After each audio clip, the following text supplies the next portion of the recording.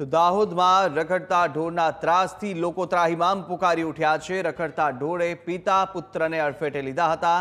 જ્યાં Stephen school પાસેથી પસાર થતા સમયે રખડતા ઢોરે અડફેટે લીધા છે।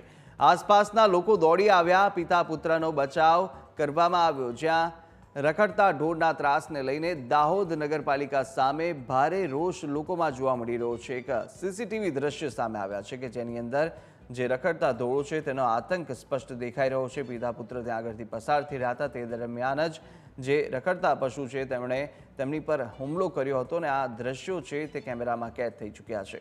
જોકે હાલ તો આ લોકો ઇજાગ્રસ્ત હતા, તેમને સારવાર આપવામાં આવી, પરંતુ જે રીતે વારંવાર રખડતા ઢોરનો ત્રાસ છે તે વધી રહ્યો છે અને તંત્ર દ્વારા આ કામમાં કોઈ પણ રસ દાખવવામાં ન આવતા ભારે રોષ અત્યારે પાલિકા સામે લોકોમાં ઉભરાઈ રહ્યો છે। તો આ દ્રશ્યો સીસીટીવી ફૂટેજ સામે આવ્યા છે તેમાં પણ જોઈ શકાય છે જે રીતે રખડતા ઢોરો છે કે જે બાળકોને ઈજા પહોંચાડી રહ્યા છે, તો સાથે તે પિતાને પણ, જેમની સાથે આ પુત્ર જઈ રહ્યો હતો તેમને પણ ઈજાગ્રસ્ત કર્યા હતા અને સાથે આ ઉશ્કેરાયેલા જે પશુઓ છે તેમણે પિતા પુત્ર પર હુમલો કર્યો છે અને તેઓ ઈજાગ્રસ્ત થયા હતા।